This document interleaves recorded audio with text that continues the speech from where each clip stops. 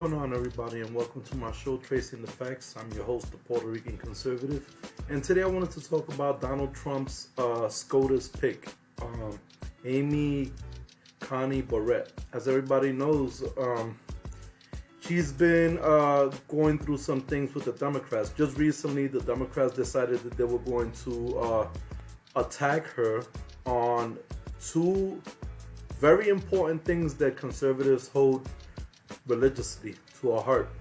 One, they attacked her religion.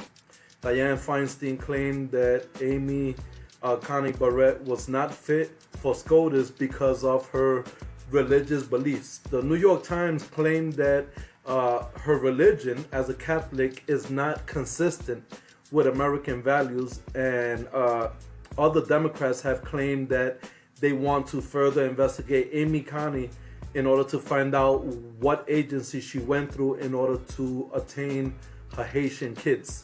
So if you remember the struggle that Brett Kavanaugh went through when he was picked by Donald Trump, I think that Amy is going to be going through way worse, because the Democratic strategy is basically to attack the most fragile aspects of conservative lives: family and religion.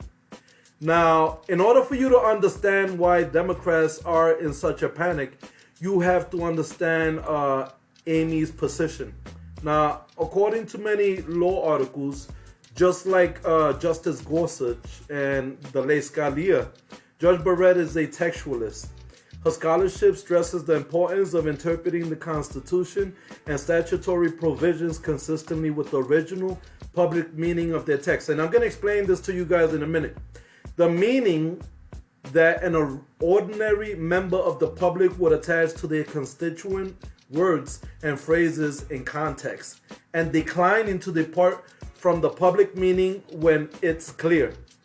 What that basically means is that Amy is a textualist, somebody that goes by the written law, what is in textual form. She's also an originalist, which means that she goes in accordance to the original intention of the law. So there are three different branches of interpreting or relaying law. There is textualism, there is originalism, and then there is purposivism. Lost myself with that one. I'm going to go ahead and share the full definition of each term and idea so that you can draw closer to why it's such a big deal for Democrats. Textualism is a method of statutory interpretation whereby the plain text of a statute is used to determine the meaning of the legislation. Instead of attempting to determine statutory purpose of legislation or legislative intent through innuendos and metaphors or semantics and language, statutory purpose or textualists adhere to the objective meaning of the legal text.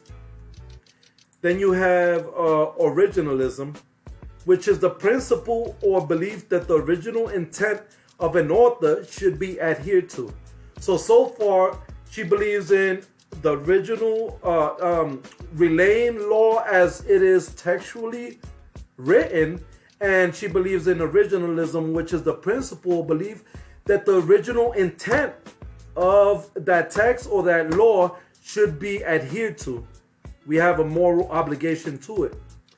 In comparison to the traditional practice of more liberal and progressive justices who practice purposivism, which is the purposive approach, sometimes referred to as purposivism, purposive construction, purposive interpretation of law, or the modern principle in construction, is an approach to statutory or constitutional interpretation under which common law courts interpret an enactment, a statute, part of a statute, or a clause of.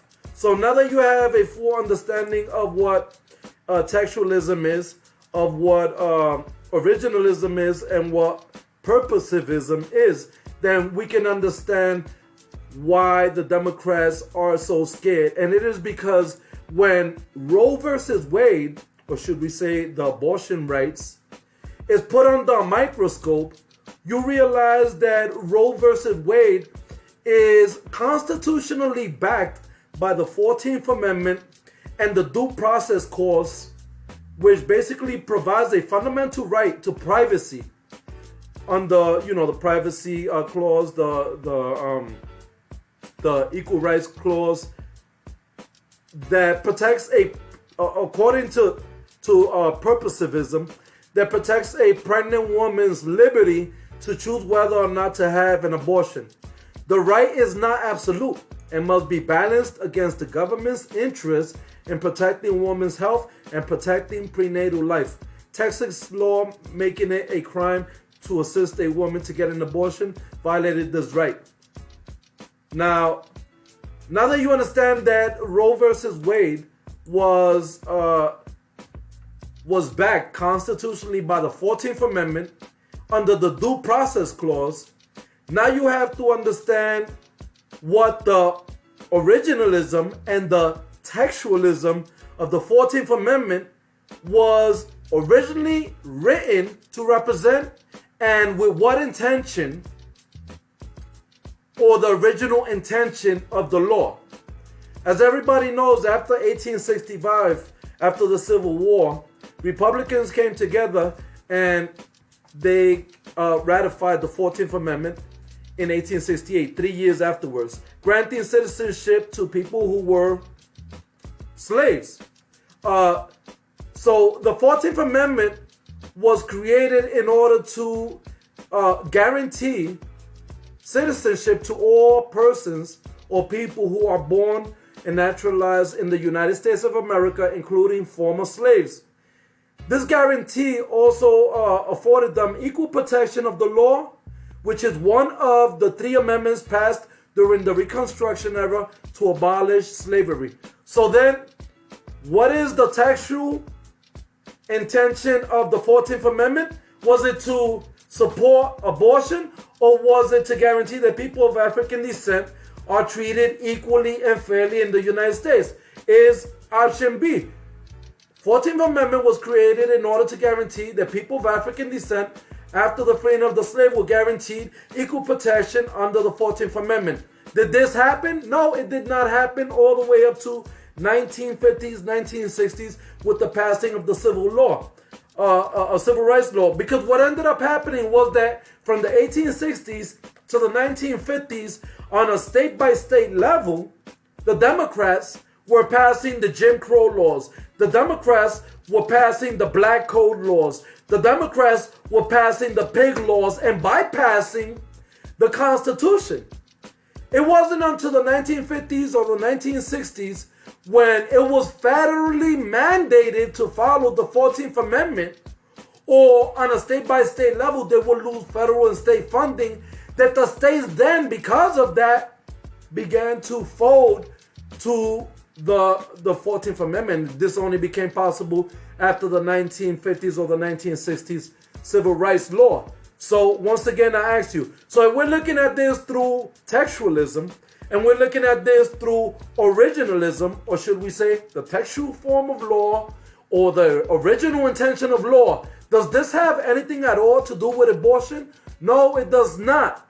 Now, let's look at the due process law, so that way we can dig deeper into the language that governs the due process law and the 14th Amendment, right?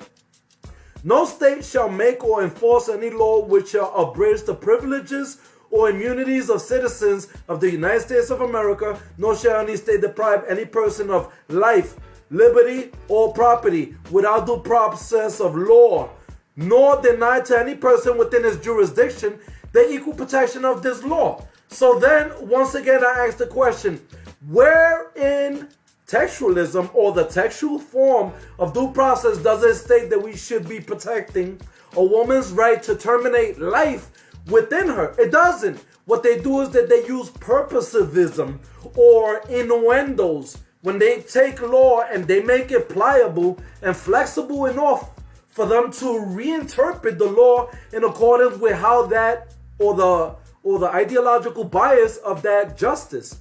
But when you look at the written or the textual form of due process, it says absolutely nothing Matter of fact, what it does do is that it states and it emphasizes that no state shall deprive any person of what? Life, liberty, or property.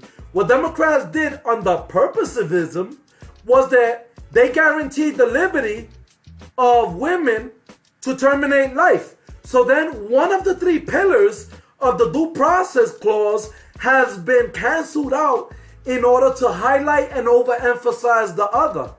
So then when you understand the importance of how law is relayed or interpreted in accordance with textualism, originalism, or purposivism, you realize that it is textualism and originalism which gives you the clearer intention and purpose of the law that was written. It is purposivism that allows for that law to become ideologically pliable and flexible enough for a justice who is ideologically biased to come and bend that law, that clause, or that statutory in accordance with their prejudicial point of view.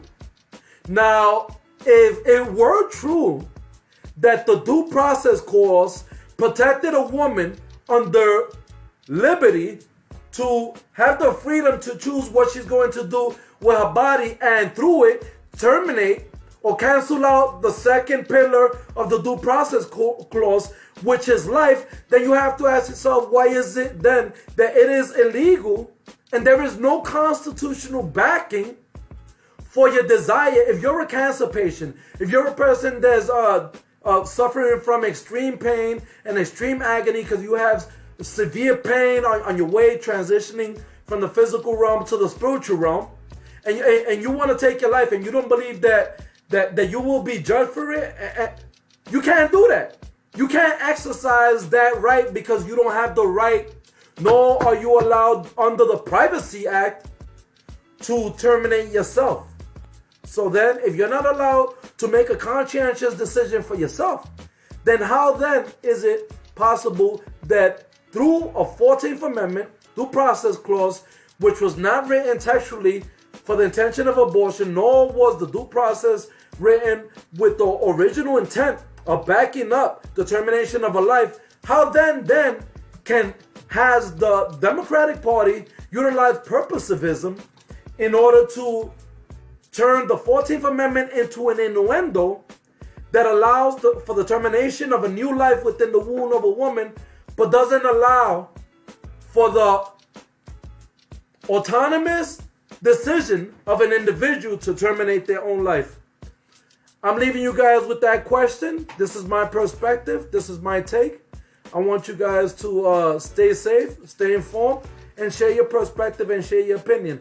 Let me know if you understood what I stated in regards to the three forms of interpretation of law and why it is that the Democrats are going nuts attacking her family, are going nuts attacking her religion, are going nuts.